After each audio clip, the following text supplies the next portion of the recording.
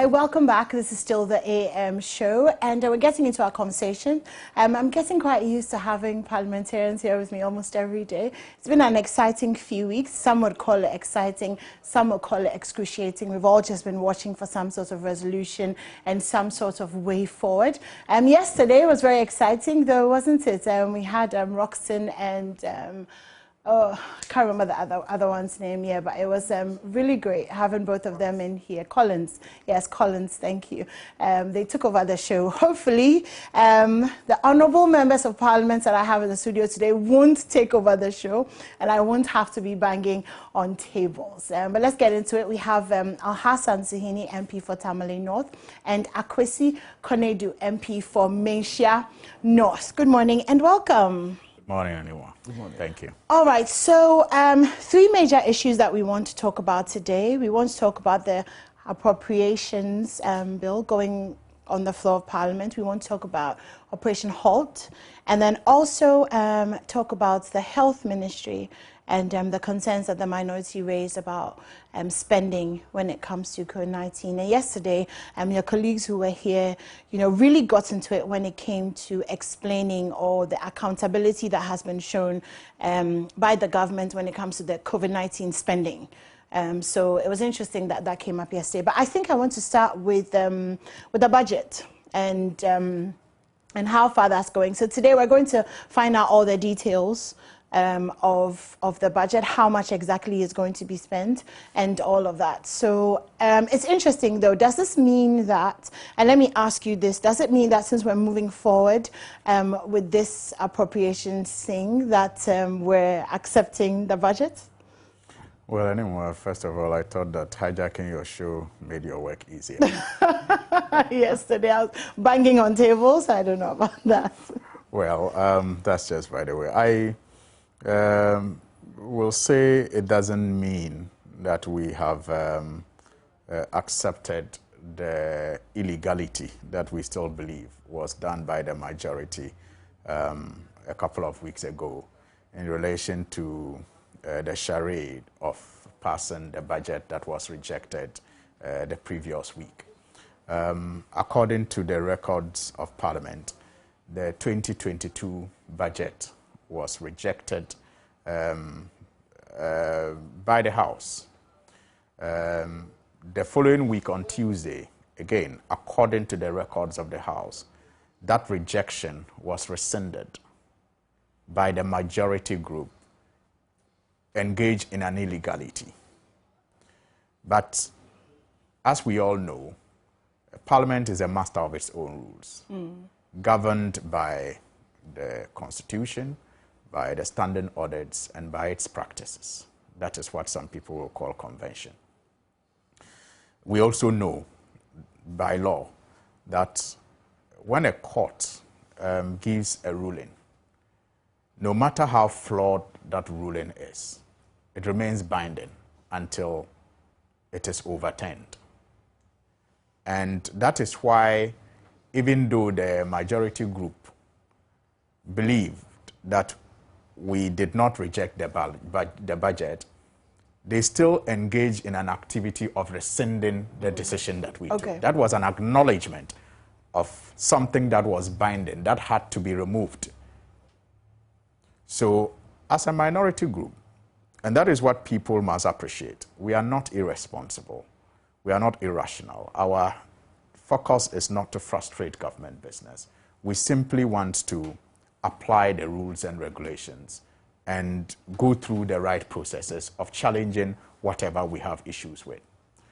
And so, even though we disagree with what they did by, suggesting that they had overturned what we did in rejecting the budget, as things stand now, it is, if I'm permitted to say, the law of the House. Okay.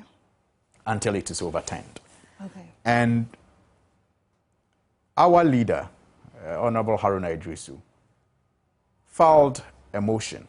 In fact, he moved the motion on the floor, which was seconded by Honorable Muhammad Yaruga, to stand down what they did, to rescind what they did, so that the finance minister could do the right thing by presenting the amended budget for consideration.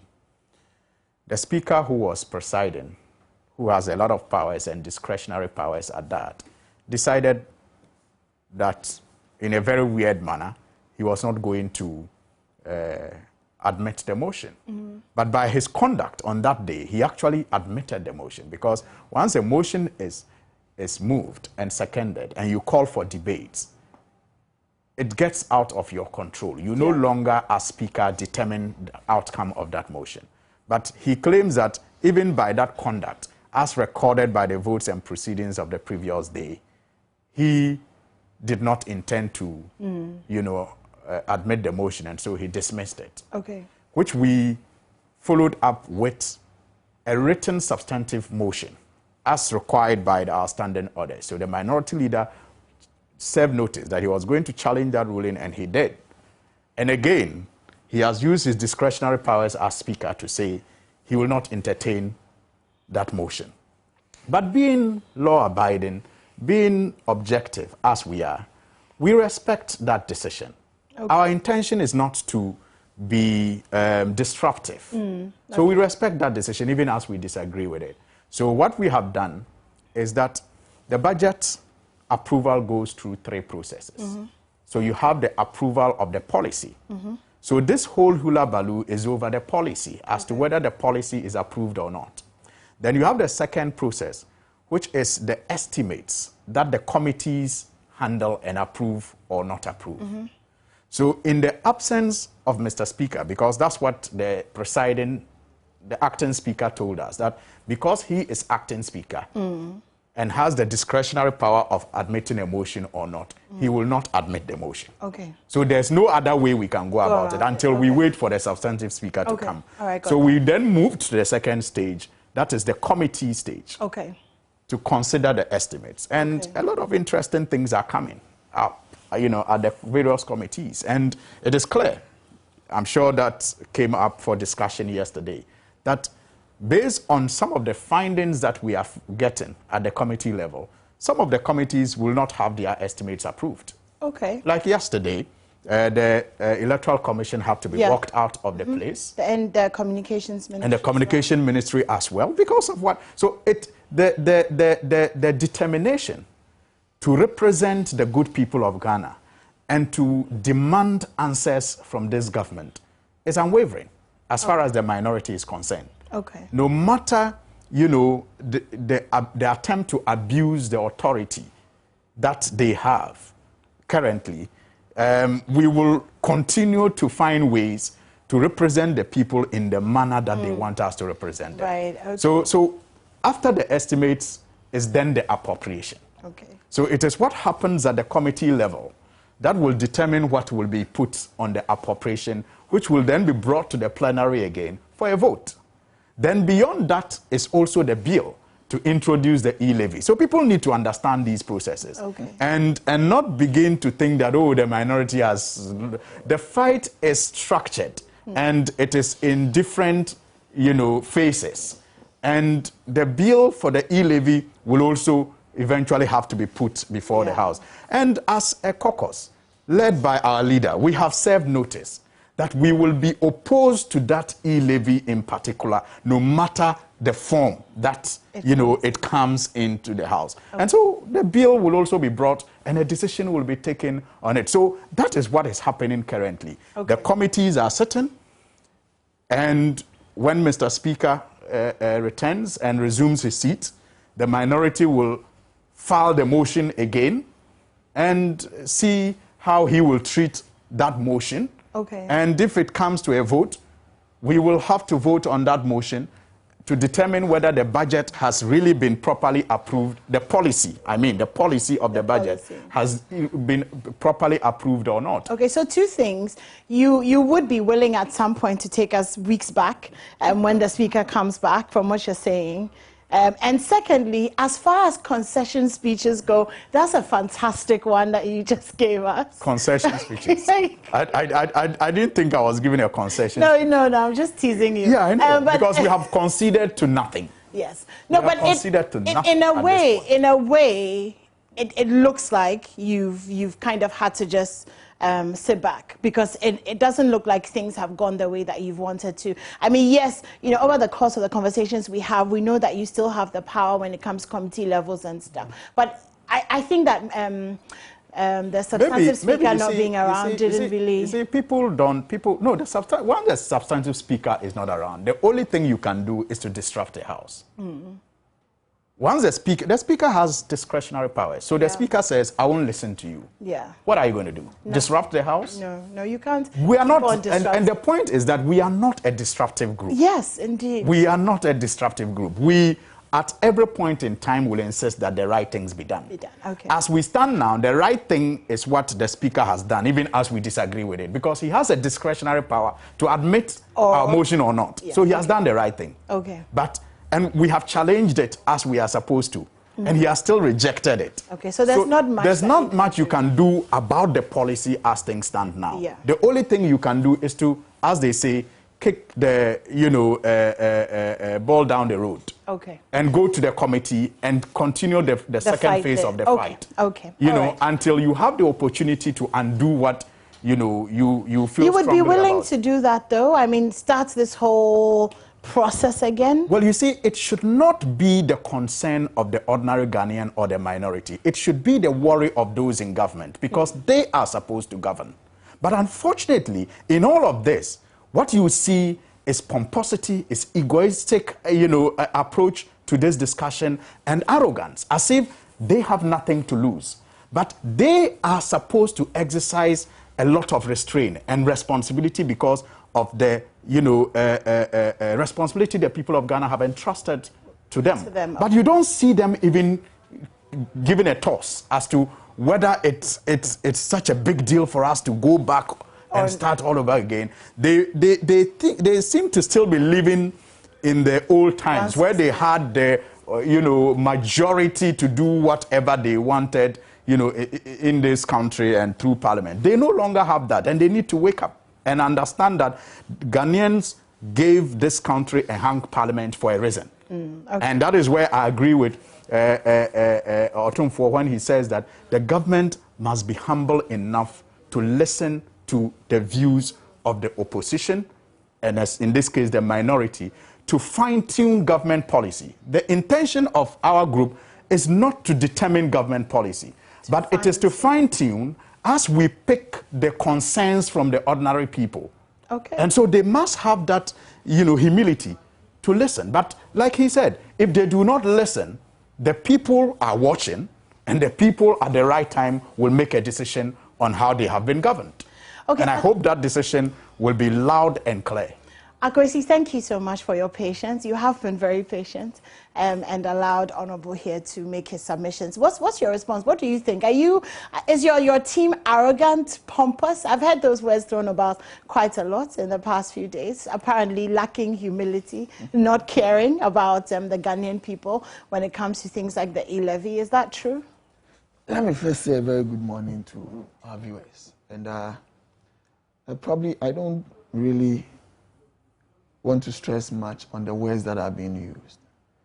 Perception is important, and you do know that NPP does have that. Well, people perceive that about the NPP. Non-NPP people do perceive that about you, and the fact that the 1.5% e-levy still stands at 1.5% is not exactly a good look per se. It stands at 1.75. 1.75. As we sit now, none of us here, as members of Parliament, even have seen the bill. The bill that would introduce the e-levy will do all of these technicalities about it. That is why consultations are being done. So there's a possibility that this morning it will not be 1.75? So we have to wait for that bill. Okay, but you would know, though. I mean, the minority, for example, would know if you had been willing to reduce it. So far, from all the parliamentarians that I've spoken to, no one has given any Because up until the bill is finally done and laid, nobody speaks to the bill, as in what is in the bill as to how it is being done. Because obviously it will be the person's imaginations, discussions, and the rest. Okay. But when the final details are brought, that is when you can probably speak to it in the manner that we are speaking to it now. That's this morning, right? It depends as to when. Because that is the duty of the Finance Committee, the Ministry of Finance, to do that. So they will be bringing that bill for us to consider. But however, I mean, if you say for non-NPP people feel like. But there are so many other Ghanaians who believe and feel. And I've always known, that is why we have voted into power, that this party, when forms government, is the best party or the best government for this country. I mean, so the hung parliament may suggest and otherwise. And that is where the problem then comes in. A hung parliament doesn't suggest otherwise. It does suggest that consistency level, people are not as comfortable. I mean, anyway, this conversation is not about president. Currently, as we sit, yes. So we should not be even be going there. But now, currently, as I sit here, I've had a peep into what is going to happen in the future. Okay. When I talk about the future, just after we've left here in Parliament and the days thereafter. Okay. Because if I'm being told, or if I'm being able to deduce from what I've heard this morning, that we are probably going to start again to debate the policy or the principle of the budget. Then after the appropriation and everything is done again, and probably tells you that regardless of what would happen, people are not even content as to what the processes have been until now, and that they probably would want to drag everybody with an understanding and an explanation to the ordinary person who doesn't really understand the modus operandi or the intent of my brothers on the other side as to why they would want to do what they would want to do. I mean, if you tell me that because we had 169 and now we don't have that, and because you also have the numbers and we are going to use that numbers, practically that is what you are telling me, to frustrate every single activity and dictate the pace of our governance should be. That is a problem. I think that is exactly what I have deduced and I've heard. Our interpretation as to what we are hearing or what we place on it is personal, subjective, and the ordinary person must also understand the position of what we are hearing. Why? You are here. And my brother just told us that they are waiting for the substantive speaker to come, raise the motion again about whether the budget has been passed in principle or in policy. You do get why, though, right? What do I get? Why the issue, from what I have picked up speaking to parliamentarians, and if you go on social media, this is a thing that has caused a lot of debate for a lot of Ghanaians. It's about the casting vote and the other vote. You know, whether the first deputy speaker, if he's counted as part of the 137, if he's not part of the 137, and what that means. And remember that this should not be a matter that we should even be going back to discuss. And it's a very simple matter. When we read those articles, I think we've belittled this argument, we've debated it, we've battered it, and there is no need for us to go back. But when it's raised again, there is the need for us to talk about it. Why? You are talking about forum and quorum to make a decision, and forum and quorum to do government business or do parliamentary work. Those are two different issues altogether. The first one in Article 102 has to do with 1/3 of Parliament. The one in Article 104 has to do with majority, more than 1/2 of members of Parliament present yes. Before even that decision can be laid. Yeah. And when you get that number, it is not compulsory for all the 138 members of Parliament to vote yes. Yes, we get that, yeah. So what is the argument again? So what is the argument? Let me ask you. Now he is a member of Parliament and he was there, and we have asked him to then chair. So now we have the 138. So he can be counted as one of the 138. The argument is that it's 137 because he is not a sitting member in that. Because when it comes to voting, that is where you raise the argument. No, I'm just playing the devil's advocate. Yes, it is not a problem. Okay. I'm also raising answers to the questions that you are raising. That immediately you would want to pose a question, you must know whether there are elected members of Parliament, 138, which is more than half. Okay, I've read the standing orders. I have also read it. I've understood it. I've read the Constitution. But like I understand you said, it's subject to, what was it? It's personal, it's subjective, and I think this it is not personal and subjective. When it comes to the law, there is a way to interpret the law and apply it. But when it comes to argument and the understanding that you place on people's ideas that they express, that is subjective. So don't get me wrong. They are two different things. Okay. The law states what it is, but our understanding of what major or ordinary discourse would be is subjective. But when you are interpreting the law, there are rules as to how to interpret laws. Okay. So don't get the two. Okay, so I'm just going to move on from that, because otherwise you must first and foremost establish, are there 138 elected members of Parliament in the room? You choose one to go and sit before you can even pose that question. So we've gone past that area. we've gone past that, we've gone past the approval. Well, clearly we haven't, because the minority are saying that when the speaker, so we haven't gone back. Yes. We haven't gone past. We've gone past that. He agrees we've gone past that. Up until they set the wheels back again, of which they are good at doing that. I don't have a problem with that.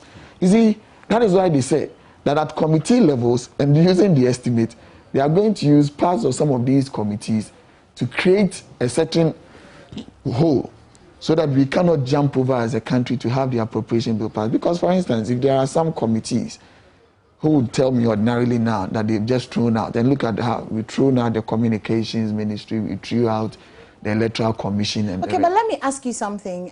This communications ministry, and we're not going to talk about it in depth, just when they say that they've thrown it out, is it fair that for the past 6 years we've not gotten a breakdown of how monies have been spent, you know, NCA revenue? But is it fair? Forget about it being fair to the minority. Is it fair to Ghanaians? So that getting information becomes a little bit... You see the problem that we have?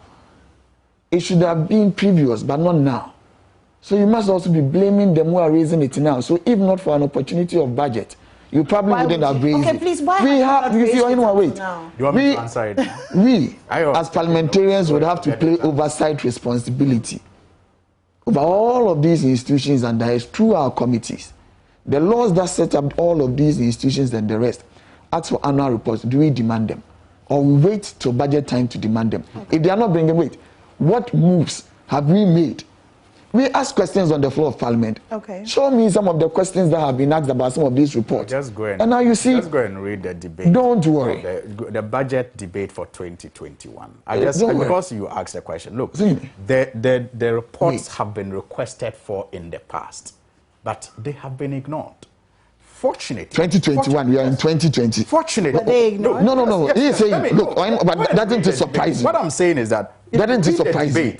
The minority members have always requested this report. They didn't have the numbers to fight it. Now you see the interesting. Okay. No, you see the interesting bit. They could. So at that time, because you had no numbers, you could not raise issues for us, all of us to hear. That is why I'm saying that. Have you ever heard that before? I think that when you're negotiating, you either negotiate from a weak point of the House. No, you see, but aren't you making a fact about some of these things that are not real, but we are concocting now? I'm saying that raising it for people to hear.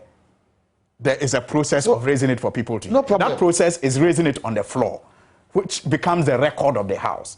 The media does not carry everything that is raised on the floor. So the best way to know, the best way to know, if it has been raised in the past, is to check the Hansard. So when you check the Hansard, you find that it's been raised in the past. But then we're told that minority, you have your say, and we have our way.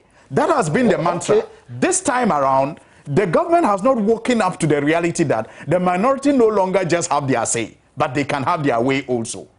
That is how to inform the policy. Okay, so now, because you have the numbers, suppose you have the numbers 137, so you are going to use that to stampede, block every single activity that the government would want to do. That is what you are trying to tell me. And you see, it is interesting. Activity. Of course, yes, because it is not a bit. It is not a bit much. Every single activity. Why do I say so? Why do you say because yes, the budget will carry us into 2020 and determine whatever government can do or cannot do. Everything outside the budget must be brought back. Okay. So if you are trying to use numbers in terms of what you have to block, to stampede, in all its aspects and the rest, I mean, I find that very interesting. And now you see, even to present the reports of these committees, we have been told some of them, and even getting to the appropriation, and even laying of the levy. But I know, you see, you cannot tell me here now that in all forms, as a minority group, you would block the levy. Because we all know that when the minority leader went for the communications event, he made it very clear that the understanding of what he's had, now his position about it entirety being thrown away is off. These were words that he said, and that he would agree to a certain leverage. No. No, that is exactly what he said. No, he said that the understanding. And what did he say after? No, you see, that is the position that we now find it very extremely difficult. So now we just change ourselves because for you if you will allow don't make it easy for anybody. Make it easy for the ordinary Ghanaian because they understand. The ordinary Ghanaian only changing your positions because of the ordinary Ghanaian because of how you want to frame things for the ordinary person to understand that we came. However, you would want it to crash so that we can have somewhere to stand and make all of these arguments. Our role to play, to have this oversight, I would not want anybody to believe that, oh, that should be taken away from anybody. But however, it should not also be seen that because of the numbers that you now have, you would want to use that to determine government policies, government processes, government procedures, and even stampede the processes. As to, if this is not included in the budget, we are not doing that. I mean, all of these arguments have been heard. But you see, because of the processes that we would want to go through, do consultation, bring on board every single individual, we are going to accommodate all of these things and make sure that we form a consensus about some of all of these things. But bearing in mind that we aren't going to be pushed to a corner, that the determination of everything that we are going to do now should rest on the minority because they feel they have the numbers, and if you don't give us our way, now we have the numbers, we'll push everything. I mean, can we run a country like that? You are asking for people to come on board, bring consensus, deal with that, make sure that we agree on certain things. Then you are taking a high horse, telling us that people have an ego. You also have an ego that you want to play along with. You don't want to tell people that, yes, you want to also play to your people, that we are representing, we are not going to leave anything, even when you know that the things that are being done is right. And probably, what I am sensing is that because probably they've seen that if this policy is implemented, I'm talking about the economic policy, the budget is implemented, and the things in the budget are made so that when they are done, it will change the fortunes of this country in this post-COVID era. It will give them a hard time climbing back into power or something. So we probably would have to then block every single thing that would come. Okay, I just want to clarify one point, please. Are you blocking everything in the budget, or at the moment, is it just the e-levy that the minority has a problem with? Because as far as I know, there's actually no issue. There were 5 issues that were raised. There were 7. They came to 5. The majority took the other ones into consideration, and it's just left with 1. So when you say that, you know, they are blocking every process, I just want, is there any other process that we're not aware of, or any other? You should be asking me that, because I said. Okay, let me ask, because you are regular, so let me ask. Because the originality of what they did, what they presumed to have done, was that they rejected the budget. And what does that mean? It meant that there were parts of the budget that they were not happy with. It was not part of the budget. No. There were 7 issues. It is not the 7 issues, because they initially said that they've rejected the budget. You are here. Don't let us go. Giving reasons. Wait. Giving it was reasons. in the minority leaders' debate. The fact that it's concluding debate. So the reasons for rejecting the budget. He could have held on. He could have held on for the whatever rejection that they so said they did. And waited to have met the finance minister when he said he wanted to meet leadership before the final conclusion of debate. If indeed it is not everything that they wanted to block, they would have then went with the finance minister, met with him, done that meeting in terms of all the issues that were raised before the final debate by leadership was done. But they went ahead, raised whatever they did, and then set to move the motion to reject the budget, but not those parts of the budget. The entirety of what they did then, they so claim, was to reject the budget in its totality, given those reasons. So those reasons could have been there, held on. Let us go discuss those ones before we come past the final conclusion on the budget. But they did not do that. They only gave that as a precursor, then said, then we have rejected. But isn't it what he said? Okay, so and then he said that we came back. Can I ask you a question? Yeah, just one second. Can I ask you a question? If you go to a chopper, right, and they bring you the fufu and the goat and the intestines and everything, and you don't want the intestines and stuff, usually what you do is you send all the food back, and then they go and then they dish it out and then bring it again. I mean, to the ordinary Ghanaian who likes fufu and soup, that's how we'll think about it. That is not how you think about it. That is not how you think about it. And you are correct. Wait. When you feel that, because you see that budget included even our salaries. Let me tell you. Do you understand? So if we were rejecting the policy, you are not. And stated reasons, we're just telling you to go. If you had rejected, no. If you had rejected the policy because of these reasons, and you told me, oh, then take everything away. We are not going to debate the estimate. We would have debated the estimate if we have not agreed on the policy. No.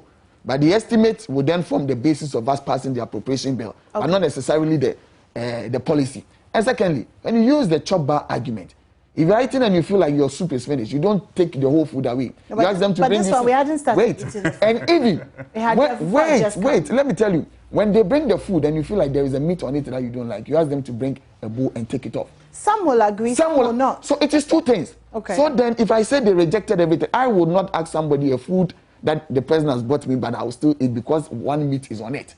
Or 7. Come take everything away.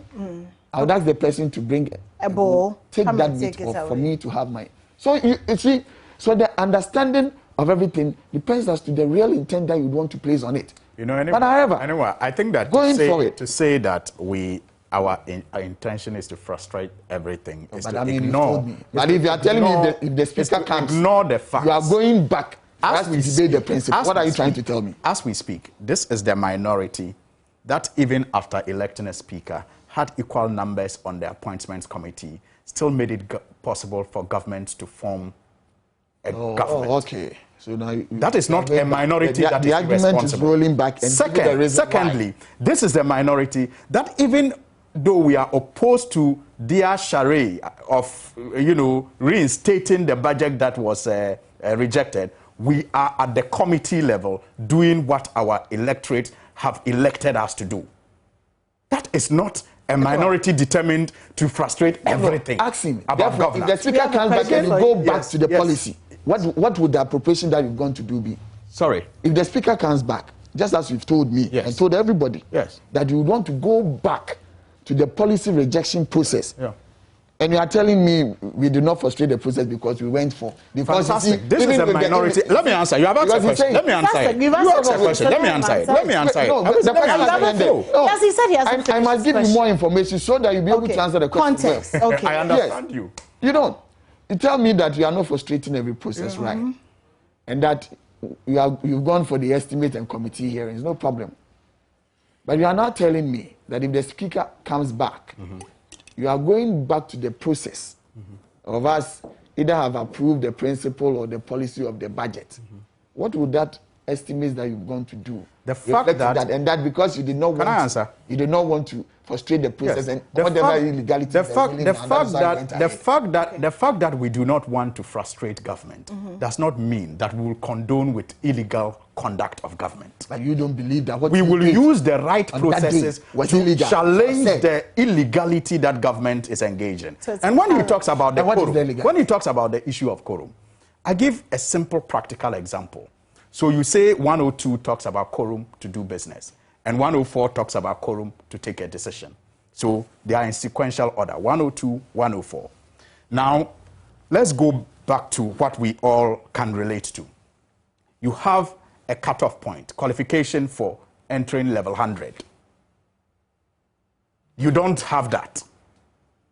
But you say you can jump to level 200.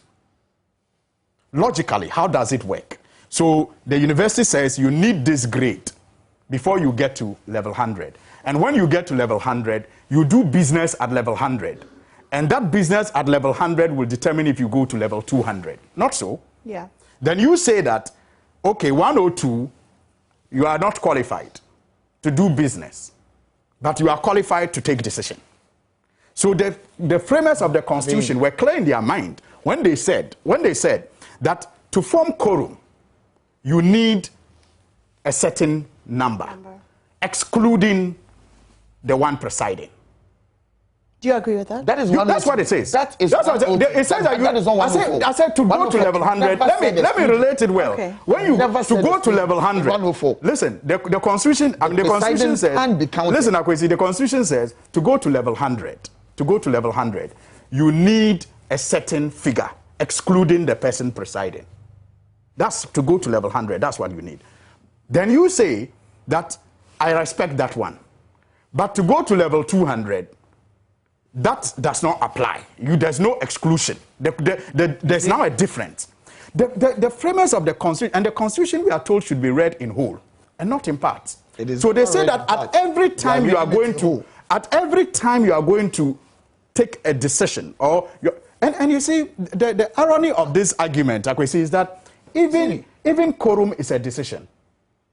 They say that quorum, the simple definition of quorum, is that the valid number of votes to make an election valid. To do something.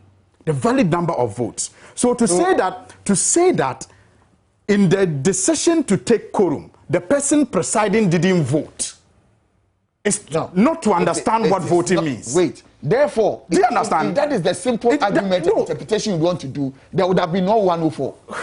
There would have been no 104. I'm telling you that. If that is it. I'm telling you that. The quorum they say that when you want to form quorum, when you want to form quorum, 104 in the constitution. So wait, you said that no, if to take a decision. What you want to say. To take a there decision. There would have been no 104. 104. There should have been only the 104. 104. 104 says that to form a quorum, to take a decision, you need this number. Yes, more than half. More than half to be present. And I'm saying that members of quorum, and it's quorum. And I'm saying that quorum, the one presiding. And I'm saying that what I'm saying is that listen to me. Yes. And I'm saying that quorum in itself is determined through a vote. Now the speaker says that the first quorum, I am allowed. We are 138. So we are more than half. The first quorum doesn't talk about that. The first quorum of 138 is not in Article 102.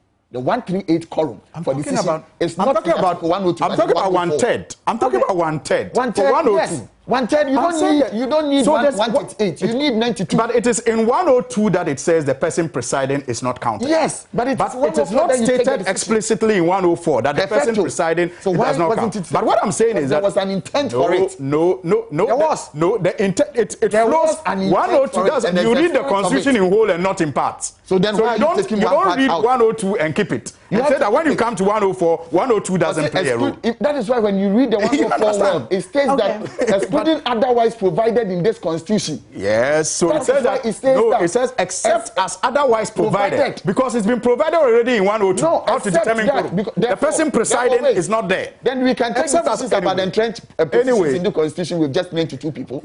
Okay. No, wait. I feel like we can take decisions. Repeal part of this constitution with just a quorum of 92. Anyway, let's move on. What I'm saying is that this is what you are trying to say. Exactly. That is why, as a minority, we do not want we do not want this country to be stagnant. We want to make progress. But in making progress, we will not condone any illegal conduct of government. Every opportunity that is available, we will use that opportunity to challenge what we consider to be illegal. Yes, and that is not frustrating government. That is not being disruptive. That is just playing our oversight role as members of parliament. And when they talk about the COVID effect and how this whole budget is going to get out of, get us out of the effect. Look, they speak as if COVID affected only the government economy.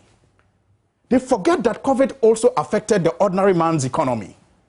And yet the focus seems to be milking from the ordinary man to fix the so-called government economy that they messed up in their handling of COVID. So, for example, in 2021, they introduced 4 taxes that the ordinary man had to bear to pay for their mess. So you had the sanitation tax, you had the COVID tax, you had the levy on energy recovery levy, and others.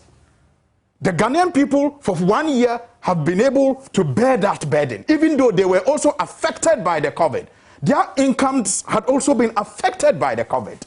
And yet you move on and want to introduce more taxes, and we say that, look, the people are already burdened.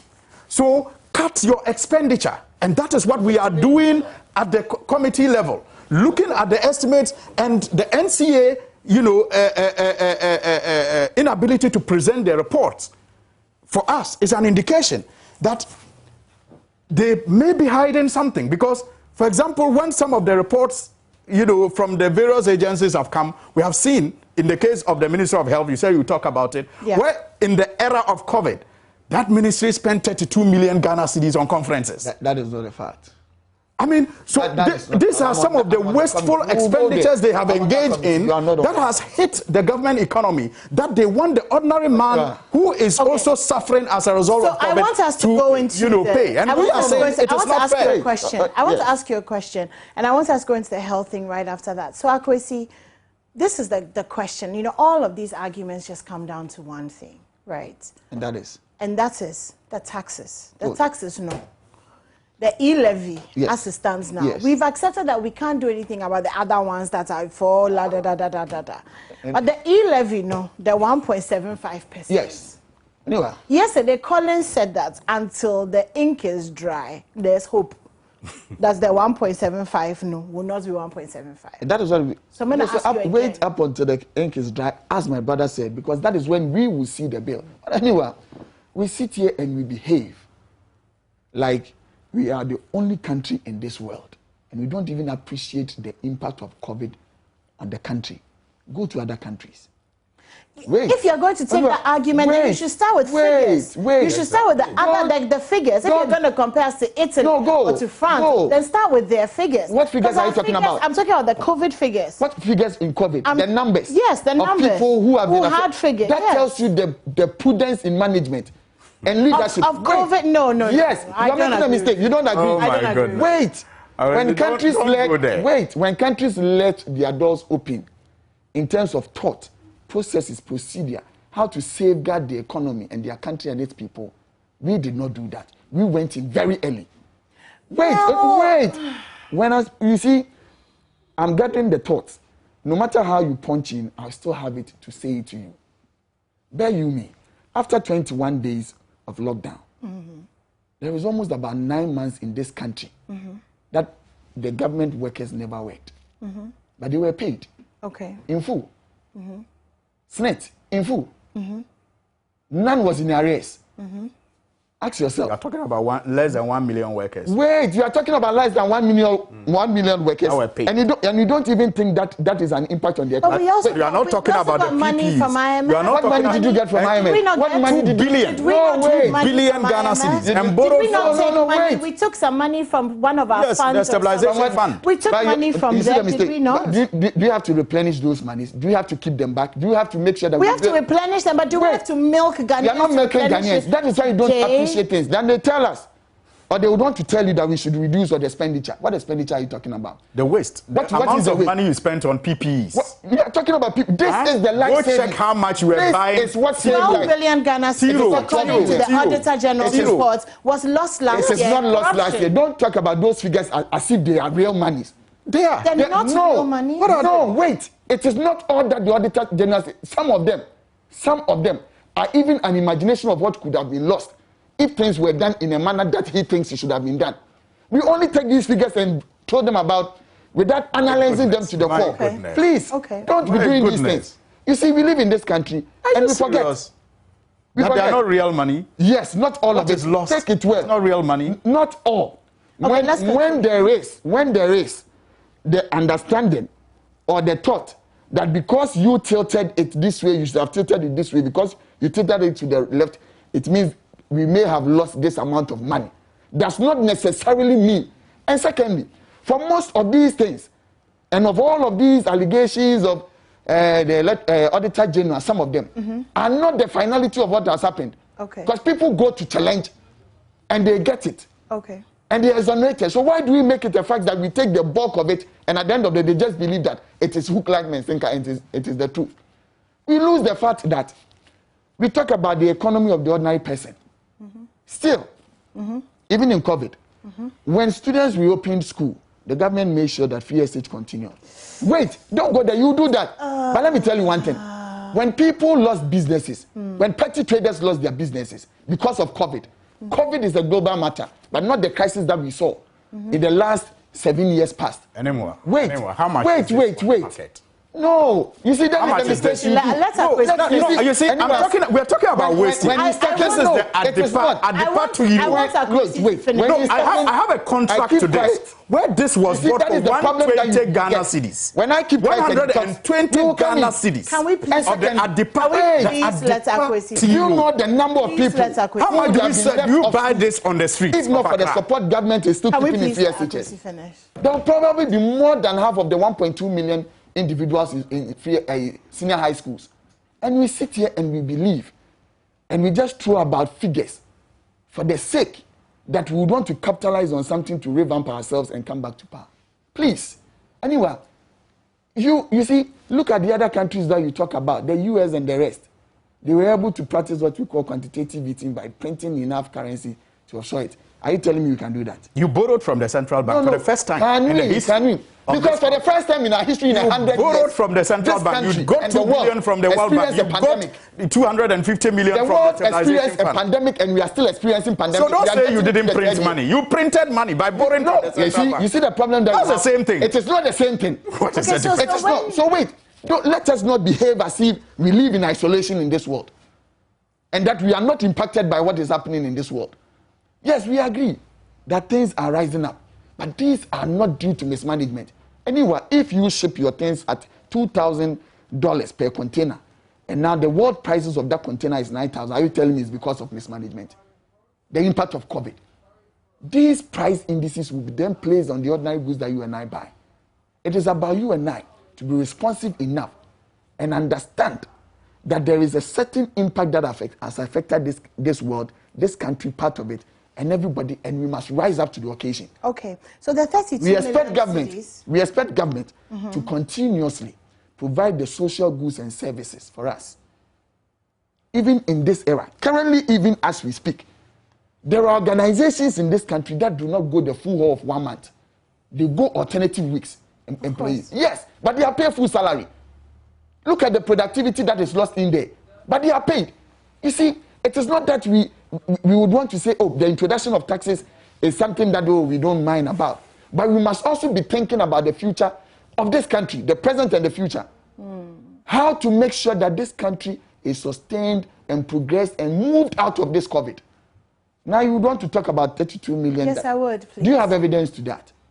I wasn't the one who brought it up. Who brought it up? Who brought that issue So up? you're saying it's not true? I am asking you, where is the evidence of that 32 million? Okay, so you're saying it's not true? And you see the problem that we have, that when there is, you see, when there is a generic headline for something, the person that you want to claim brought it up has said that he hasn't even spoke on that matter, because that matter even never arose at the committee. And I'm a member of the health committee.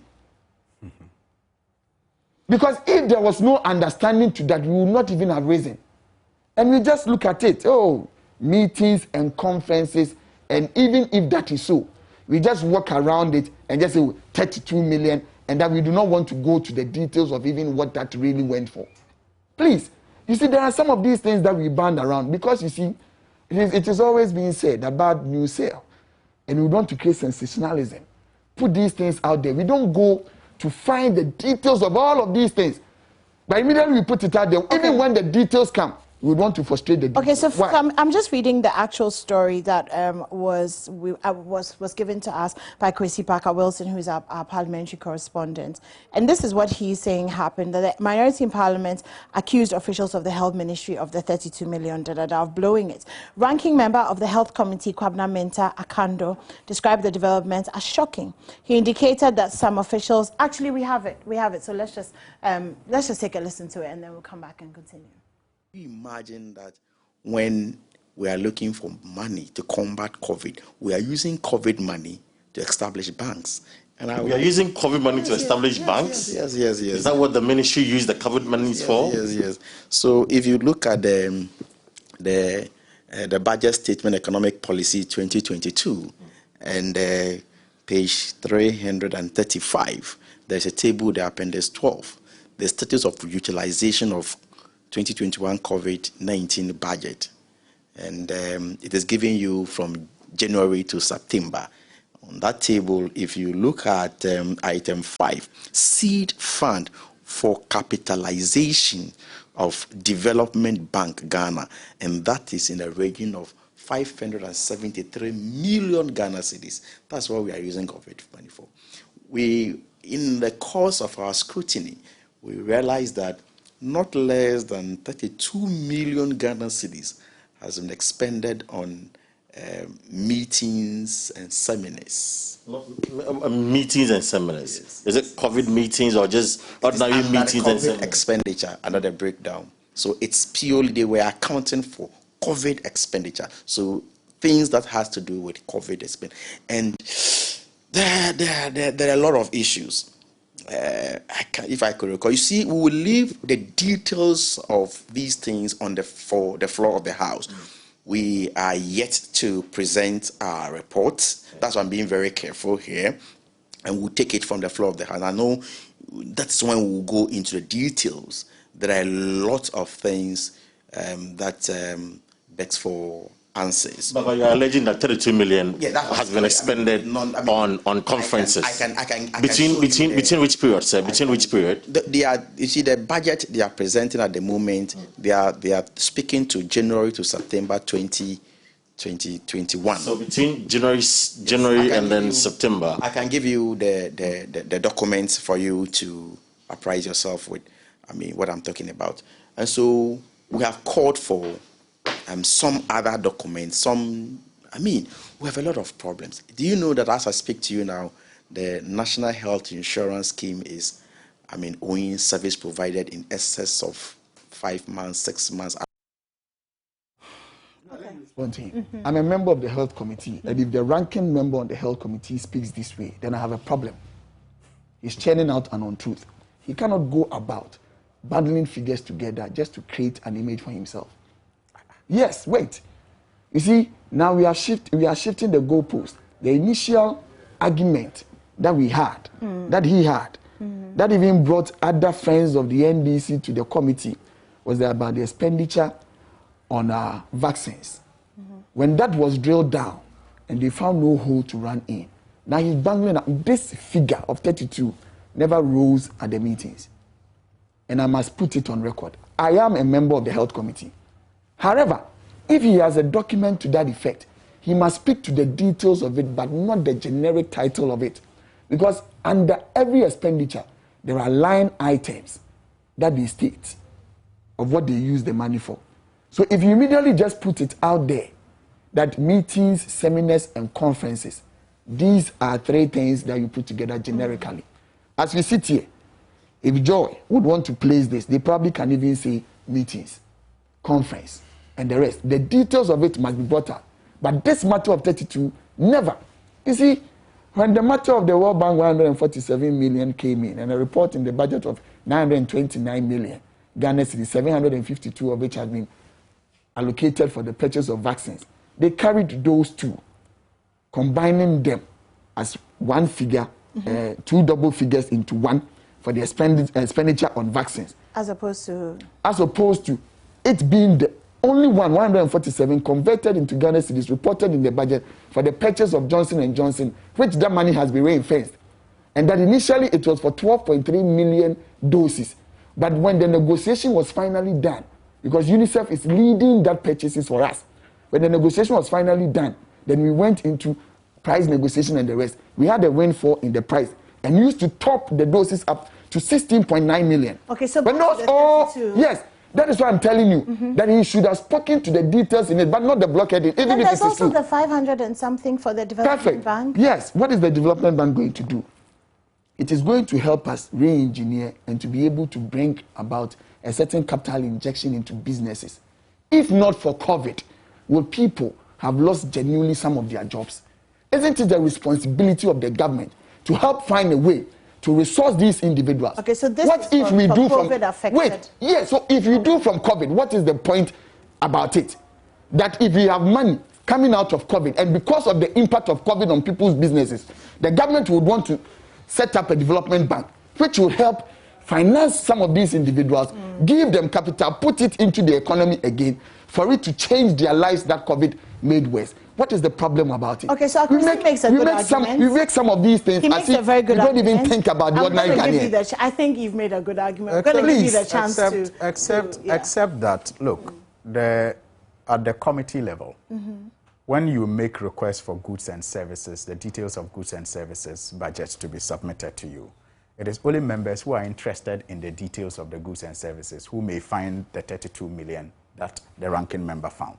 Okay. So, and I'm sure that Akwesi will not deny that such requests were made at the committee for the details of goods and services budget. Okay. So when it is submitted and you don't take interest in it, and the ranking member takes interest in it and sees a line item of 32 million Ghana cedis that is spent on meetings and conferences, and he raises it, he's speaking to the facts. That's why he says the documents are there. But you see, because we are not reckless, and we are thoughtful, he says that, look, he's even requested more information on it.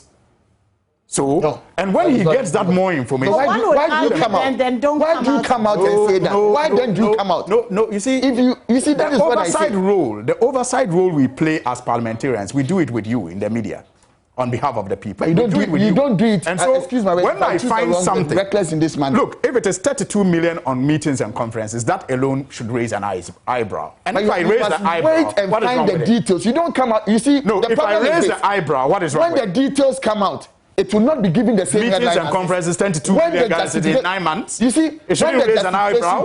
It will not be. How can it ever be justified?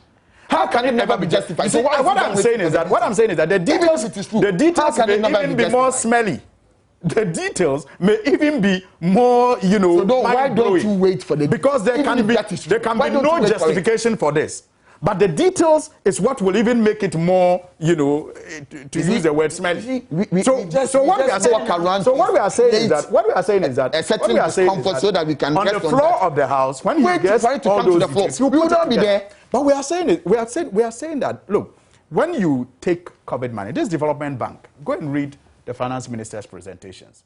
This is an afterthought. The excuse he gives here is an afterthought. It is not. The development bank has been in the offing even before COVID. It is. It's been in the offing even before COVID. It has been in the offing. So how does it all of a sudden become a COVID idea? Yes, if you are being honest. Good. We're waiting for money.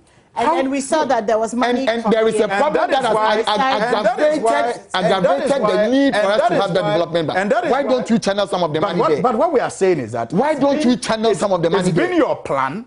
Yes. To form a development bank even before COVID. No problem. And so when you use COVID money to set it up, when you now eventually get a win from COVID, you don't tell us COVID has affected you so much. No, wait, but eventually COVID has come. And especially has affected a lot of people. I was talking about the waste. 1 minute. I was talking about the waste. Look, yes, you are told that you can't put it up. It will amount to an advert. Look, Adepa, toilet roll, the towel. The extra large. If you drive out here, the hawkers, they hold it. Ask them how much you pay for one. Our government, during COVID, bought one for 120. Do you remember face shield? Wait, 120 Ghana. Wait, one pack of the toilet. When you say one pack, what do you mean? Just one. Not a pack. Just one like that. That is a lie. I have the contract here. Just one. One kitchen towel. Kitchen towel for 120 Ghana cedis. Do you know the difference between a pack and a pack? A pack or one? Just one. So you don't say just one item. Not even you said one pack. Do you know how many is in a pack? So thank you for the correction. Just one item. And wait, do you know one item for 120 Ghana cedis during COVID? Am I lying? Yes. This contract was signed. Sanitizer. Listen, I can show you. How much was it selling for during COVID? Yes, they've come down. How much? About 5 cedis. So wait, you speak today of matters that happened a year ago. In terms of kitchen towels, I mean, even the US, they had a shortage of tissue and toilet. We have a Ghana, did we have a shortage? Maybe you are talking about in Ghana. 120 Ghana cedis. Even in those days, they were selling it on the street. Maybe. It is not for a piece. The towel. It is not for a piece. So if it was for a piece. It was for a piece. All right, okay. I'll show you about the pack and you sit here. We're done with this conversation for today.